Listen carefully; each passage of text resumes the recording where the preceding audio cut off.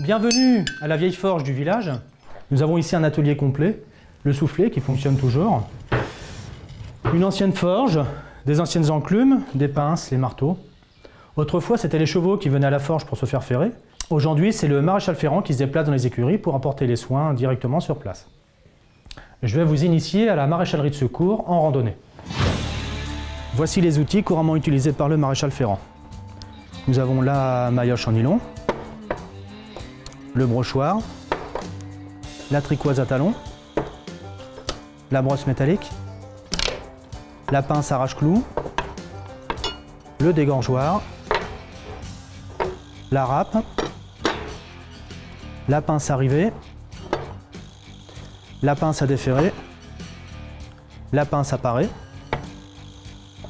la rainette, le rône-pied, le dérivoire et son côté poussoir. Nous allons constituer maintenant la trousse de maréchalerie utilisée en randonnée.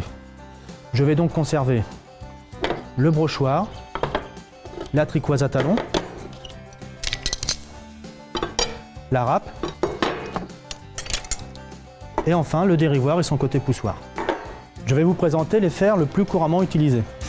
Nous avons les fers antérieurs de tournure plutôt ronde avec un pinçon et les fers postérieurs de tournure ogiforme avec 2 pinçons. Nous avons également sur chaque fer une branche interne et une branche externe. La branche externe est plus arrondie. Sur la branche externe est noté le numéro du fer qui correspond à sa taille. Ensuite, nous allons choisir la taille du clou. Donc, si on prend le fer le plus couramment utilisé, je vais mettre un clou trop petit. On voit que le clou rentre dans le fer, donc ça ne va pas. Si je prends un clou trop gros, on voit qu'il dépasse de trop, donc ça ne va pas non plus. Là, j'ai un clou bien adapté puisque nous avons uniquement la frappe qui dépasse. On peut également utiliser pour la randonnée des plaques en cuir pour protéger le pied sur les terrains durs et sur les sols caillouteux.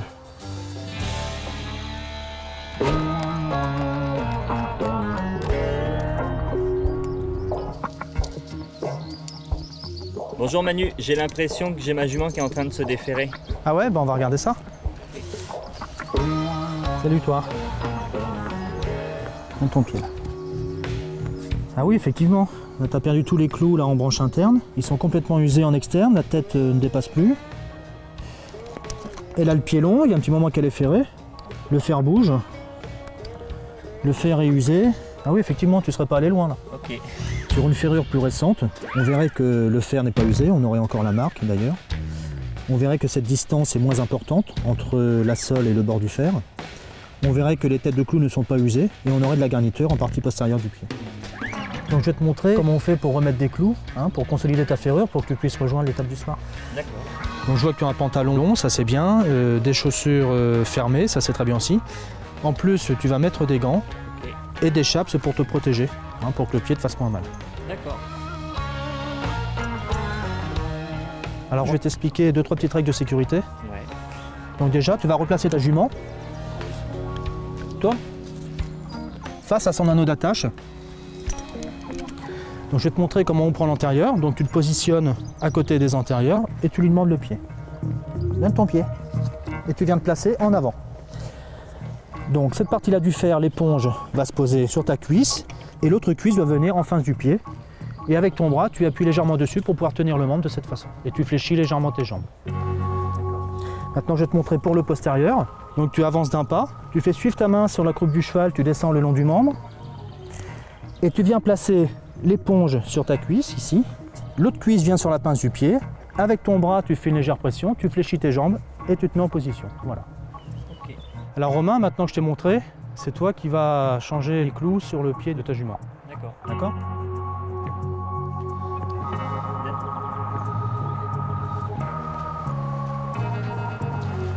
Donc je te passe le dérivoire et le brochoir. Et maintenant tu vas dériver.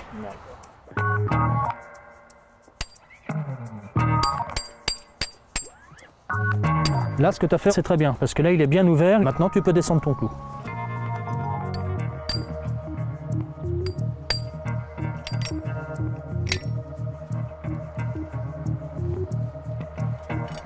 Donc voilà, ce que tu as fait Romain, c'est très bien. La tête de clou est très bien sortie, tu vas pouvoir le retirer avec la tricoise à talons. Ok. Donc tu te mets en position de maréchal, voilà. Et tout en retirant le clou, tu vas descendre la tricoise vers le bas en utilisant le roulis de la tricoise et en descendant vers le bas. Très bien. Donc maintenant tu vas retirer le dernier. Alors tu feras attention à bien récupérer le fer en même temps. Voilà, très bien. Comme ça évite que le cheval se plante le pinçon dans la sole s'il retire le pied. Ok. Bon, maintenant qu'on a retiré le fer, Ouais. je vais t'expliquer sur le pied quelle vérification effectuer avant de reposer le fer et comment utiliser la râpe. D'accord? Donc je te confie tout ça.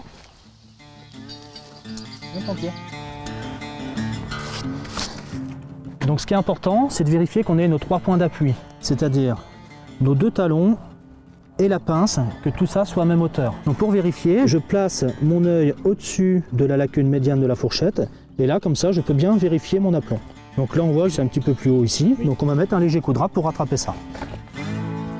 Alors maintenant, je vais te montrer comment on utilise la râpe. On va mettre une main dessous, une main dessus. Et donc, tu vas en poussant et en faisant des ronds comme ça, d'accord? Il faut éviter de l'utiliser à plat, comme ceci. Sinon, ta râpe, tu vas la mettre comme ça ou comme ça et tu vas faire des trous. Ta râpe, elle ne sera pas droite, d'accord? Donc il faut toujours que tu la laisses à plat en faisant des ronds comme ça. Donc avant de reposer le fer, il faut qu'on vérifie plusieurs paramètres. Le premier, tu vois, c'est de vérifier que le fer soit bien droit. Tu vois, qu'on n'ait pas une éponge ici et l'autre là. La deuxième chose, c'est de redresser le pinçon qui a été bridé sur le pied. Alors pour ça, dans la nature, tu as toujours une pierre. Donc je vais appliquer mon fer sur le bord de la pierre et je vais taper sur la rive du fer ici, d'accord?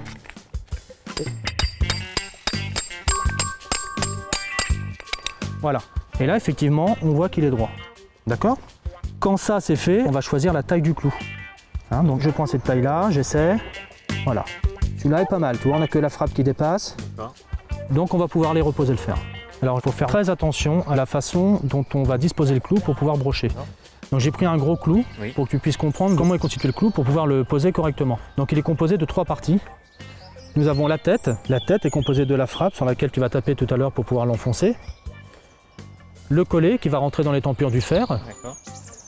Donc notre lame. Et ce qui nous intéresse tout particulièrement, c'est la pointe. Avec son grain d'orge, la petite bosse que nous avons ici, et la partie qui redescend, qu'on appelle la filure. C'est ce qui va faire que notre clou va ressortir du pied. Quand tu vas brocher, il faut que ce grain d'orge soit tourné vers l'intérieur du pied. Donc quand tu vas taper sur la frappe, ton clou va s'enfoncer dans le pied. Et grâce au grain d'orge qui est situé ici, notre clou va ressortir du pied. D'accord. Donc on va poser le fer. Ouais. Donc tu vas te mettre en position de maréchal. Tu as pris quel antérieur? Antérieur droit. D'accord. On va lui poser son fer. Hein, c'est bien l'antérieur droit parce qu'on a la branche externe qui est plus arrondie que la branche interne. Donc tu vas commencer par brocher les 2 clous de pince, c'est-à-dire que tu vas mettre les clous ici et là. D'accord. Et pense à bien vérifier que notre grain d'orge soit bien tourné vers l'intérieur du pied et broche bien dans les anciens trous. Parce qu'en maréchalerie de dépannage, on broche dans les anciens trous. Pour ça, on va avoir besoin du brochoir et de la tricoise à talons au cas où le clou prenne une mauvaise direction pour qu'on puisse le retirer.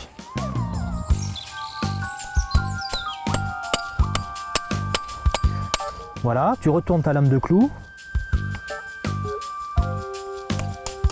Une fois qu'on a posé les 2 clous de pince, tu vas retourner tes clous. On va reposer le pied, on va vérifier si notre fer est bien en place.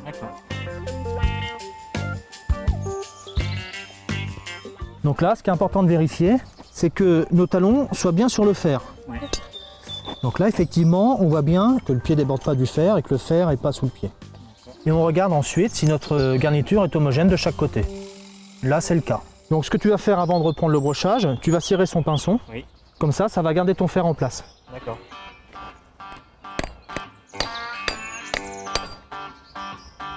Voilà, on va pouvoir reprendre le brochage. Voilà, et maintenant que tu as broché tous tes clous, tu vas les retaper un par un pour bien enfoncer le clou dans le fond de l'étampure. Maintenant que tu as terminé de brocher, on va passer à l'étape suivante qui s'appelle faire les rivets. Là, tu vas serrer ta lame de clou, tu vas avoir besoin du brochoir et de la tricoise à talons. Donc là maintenant, tu vas positionner ta tricoise au-dessus de la lame de clou et taper sur ta tête de clou pour rabattre la lame de clou.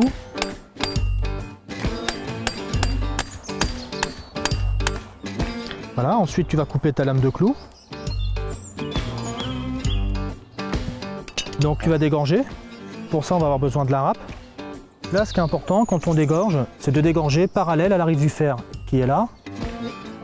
Donc tu démarres profond et tu viens la remonter comme ça. Le but, c'est de faire une gorge pour pouvoir retourner notre lame de clou dedans. Voilà, donc là c'est très bien. Tu vas pouvoir retourner ta lame de clou. Donc pour ça, on a besoin de la tricoise à talons et du brochoir. Et on va rabattre le rivet. Voilà, très bien. Quand tu as fait ça, ensuite, on va utiliser le talon de la tricoise pour pouvoir mater son rivet. Donc tu viens positionner le talon de ta tricoise sur la tête du clou et avec le bord du brochoir, on va rentrer la lame de clou à l'intérieur du trou qu'on a fait, donc à l'intérieur de la petite gorge. Tu vérifies s'il accroche. Maintenant, tu vas vérifier qu'il est bien serré. Donc pour cela, on va replacer sa tricoise sur le rivet et on va taper sur la tête de clou. Très bien. Et si ton clou n'est pas ressorti, s'il n'accroche pas, c'est que ton rivet est bien fait. C'est très bien, Romain. Maintenant, je vais te montrer les positions sur un postérieur, sachant que les étapes restent strictement les mêmes. Ok. Ok ?